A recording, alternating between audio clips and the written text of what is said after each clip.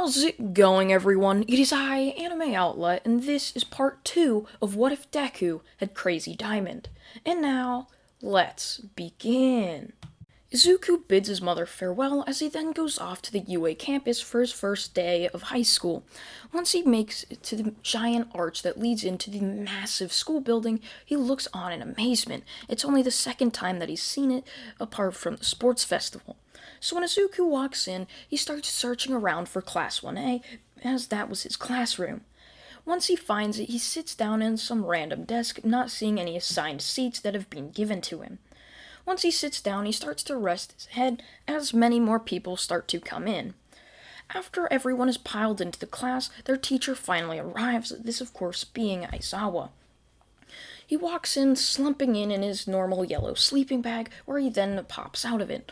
"Alright, class, just to warn you, you better be trying your absolute best throughout all of this, or else I may have to expel all of you. I've done it once, and I'm sure I'll do it again. So you better be trying your absolute hardest," Aizawa would say, before telling them about how they have to put their PE uniforms on and head down to Testing Ground E. Once all of the students would head down to Testing Ground E, they would then see Aizawa handing a ball off to Bakugo, as Bakugo would then be told to stand inside the circle and to throw the ball that way.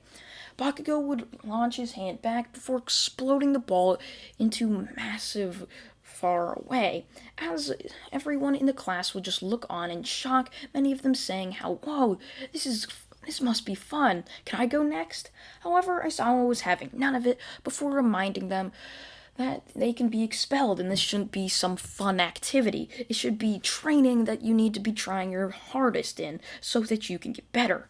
Aizawa then hands a ball to Izuku, telling him to throw it to see who can throw the farthest. Bakugo had gotten just around 1,000 meters, and so when Izuku winded back his hand, and then Crazy Diamond would end up taking the ball after Izuku released it from his hand, putting his hand back down to his side, as Crazy Diamond would then chuck the ball into the far distance, as this ball would then go just around 1,500 meters, as everyone would then look on in shock. Bakugo would start to get angry for how dare that tiny twig and worthless Deku beat him in something like this, so he'd start to march over towards Deku to probably just show him who's boss. However, before Aizawa could do anything, once Bakugo got into Izuku's 2-meter limit, his stand finally went off and punched Bakugo right in the face. Everyone was in shock. They just saw Izuku throw a ball without even using his hands, and now they just saw Izuku punch Bakugo without using his hands. This, of course, made many of the people think Izuku had some sort of telekinesis quirk. However, he didn't have a quirk at all, and they didn't know this.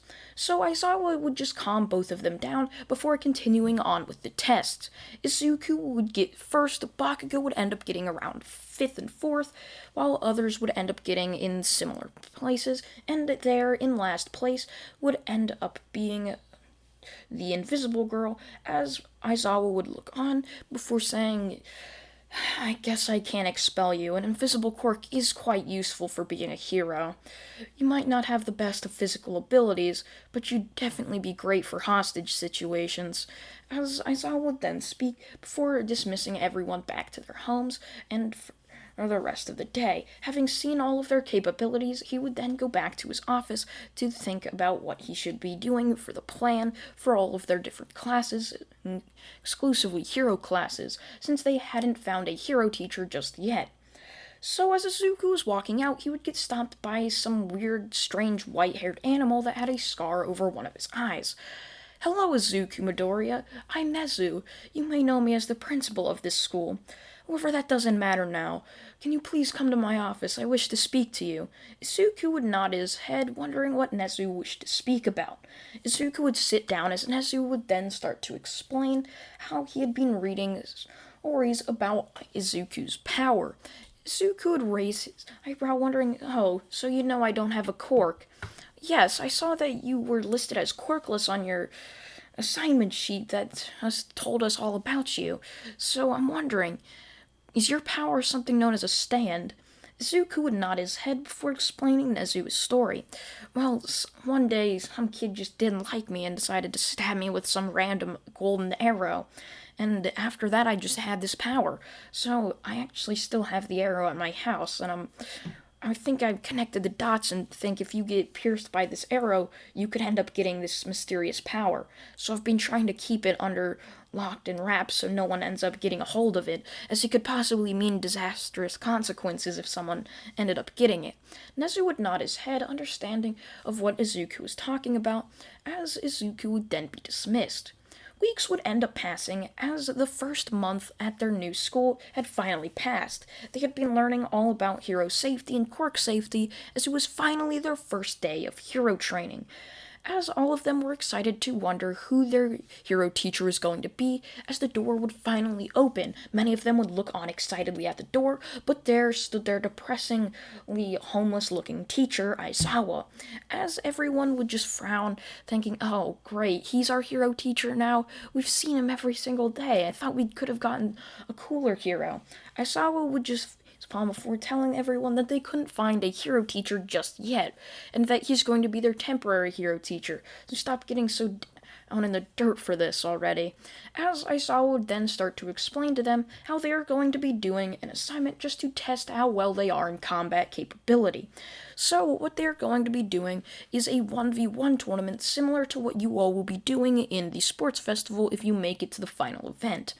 Many of them would nod their heads before Aizawa would then tell them to go down and put your hero costumes on that the support course had made for you from your designs. So many of them would go down to their locker rooms putting on their hero costumes before heading off. Of course, many of you know you won't be wearing your hero costumes for the sports festival, but this is just so you guys know and have the capability of using your hero costume and you know how to use it and not get tangled up in it during a fight. So the first match should be Todoroki versus Mineta. Let's go with that. As many of the students would then face off as Izuku's match would finally end up coming. Izuku would end up being against one of the girls he would end up saving during the entrance exam. This, of course, being Mina Ashido. So when Izuku was going to verse her, the match would then begin. She would start to slide towards Izuku using her acid quirk.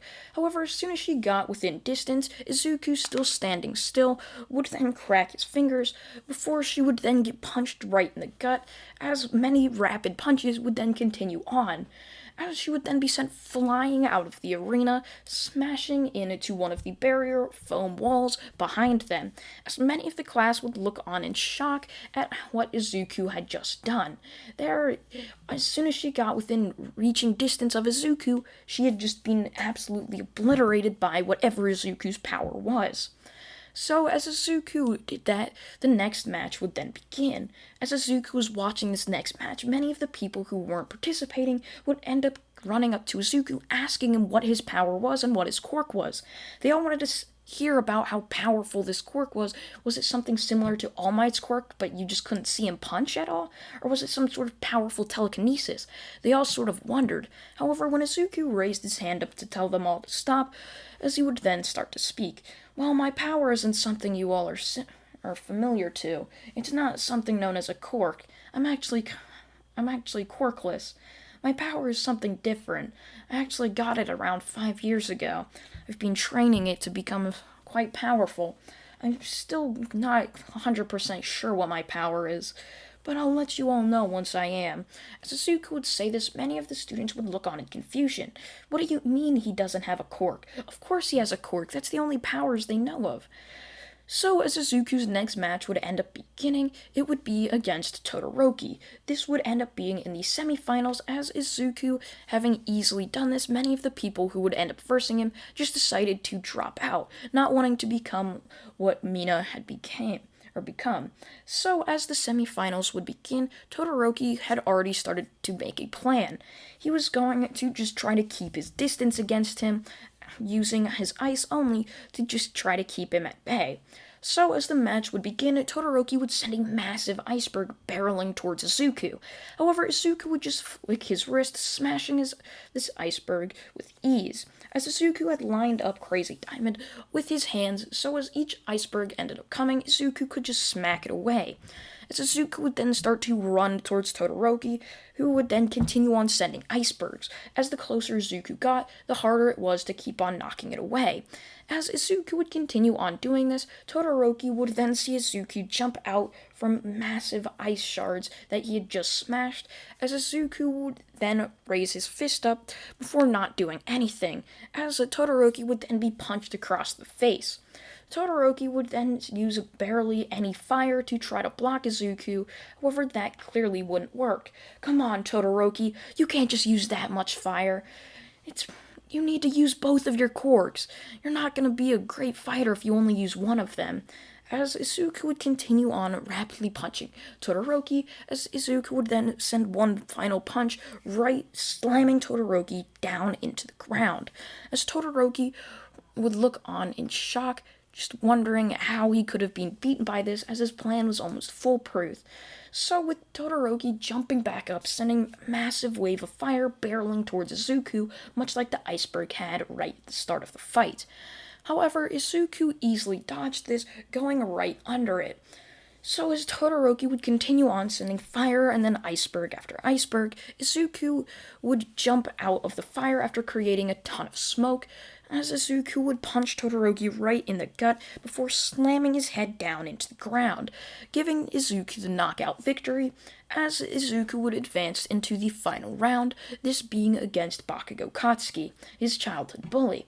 So as Izuku would set up to fight Bakugo, he would start to stretch, smiling knowing that this fight was going to be a good one. So as the match would then begin, Bakugo would explode off, barreling towards Izuku, as Bakugo would jump right at Izuku, ready to just absolutely obliterate Izuku as if he was some sort of tornado on a path of destruction.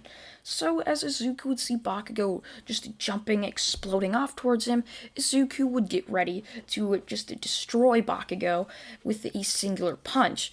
As Bakugo was getting really close to Izuku would continue on standing still, as his stand would wind back its fist, and once Bakugo got really close, it would punch Bakugo right in just the cheek, as Bakugo would be sent flying the other way, smashing through the foam wall and into the concrete wall behind it, as Bakugo would slam into it, creating an indent, as Izuku would be awarded the victory.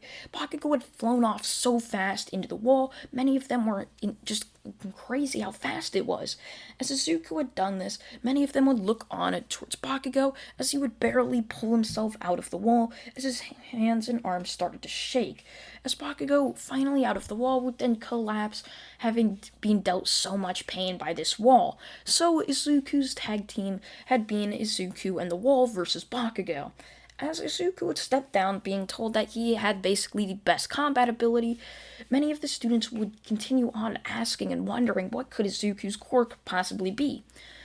The next day, they would all walk into class wondering if their hero teacher had finally been chosen, and they were correct. Their hero teacher was finally chosen.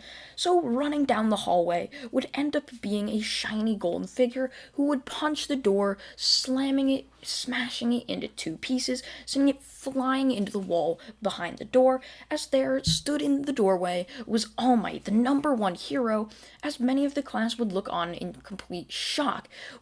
"Are you going to be our next hero teacher?" many of them would ask him, as All Might would only just laugh. "Why, yes, of course I'm going to be your next hero teacher. What else could I be? So, class, let's get this started. Many of you know you already have done some hero training before with Aizawa yesterday, so let's get some more combat training in.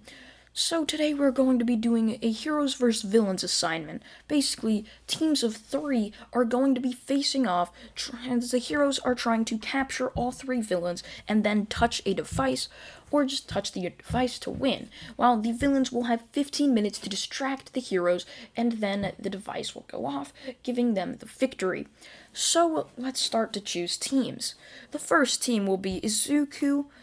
Let me think. How about this? Izuku, you, and you. This, of course, being Izuku, Mina, who Izuku had completely obliterated, and Todoroki, two of Izuku's opponents during the fight, while the next team would be Momo, Bakugo, and Kaminari. So as Izuku would be stretching, waiting for the fight to begin, as they would then be told for them all to go put their hero costumes on, and then to head off towards Testing Ground C, which was a city area. So as they would head off towards that city area, Izuku and all of them would be stretching. As they were walking towards it, Izuku would come up with a plan. So I'm gonna guess we're gonna be the heroes. Well, if we're not the heroes, we're villains. We just need to hide the bomb to the best of our ability. So, Todoroki, what I would suggest is we hide the bomb up at the top floor, and then you completely seal the top floor in ice, making it almost impossible to break through it because it'd be solid, completely just unbreakable. As Todoroki would nod his head, as they would then walk off, where they would then meet All Might. So, the first team, being Mina, Izuku, and Todoroki, you are going to be the villains, while Bakugo, Momo, and Kaminari are going to be the heroes. So, villains, please head off into the building to hide your device.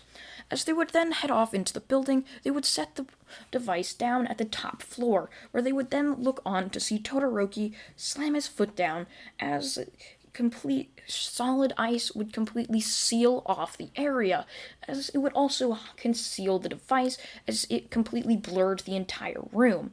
So with them not able to see the device, they would then head off to the second floor, to the floor below them, where they would then be told that the heroes had started to advance into the building. So Izuku would tell them for them to go forward, as he'll be their final just wall of defense against the device. As they would then move forward, Izuku would stay one corner behind them, as they would then be met with Bakugo and the rest of the team. As Kaminari would jump in front of Bakugo and Momo, he would then tell them to stand back, completely releasing tons of watts of energy, exploding towards both Todoroki and Mina. However, Todoroki had put up an ice wall right before it could reach them, completely blocking the electricity. As the electricity would shatter the ice, however, it would stop in its path, not able to reach both Todoroki and Mina, as Kaminari, now in his basically dumb form, would then be punched across the face by Todoroki, as Mina would then use an acid punch to punch him along the stomach, as he would then be sent flying back, being knocked out. As Bakugo and Momo would be left, Momo would create a bow staff, as Bakugo would then jump towards Todoroki, yelling, "I'm gonna kill you, half." As Todoroki would jump back, sending a spew of fire barreling towards Bakugo. However, Bakugo would easily dodge this, exploding his hand right into Todoroki's face, as he would be sent flying backwards. As Bakugo would continue on rushing past the weakened Todoroki, he would then turn the corner, where his face would then be smashed in by a single Izuku punch, sending him flying back into the back wall. However, Bakugo would get up this time, having been already accustomed to being smashed into a wall. Getting up, Bakugo would have determination to get past Izuku, slamming right past him, going and trying to get through the area. However, Izuku would grab Bakugo's foot before he could get fully past him, and would slam him into the wall again.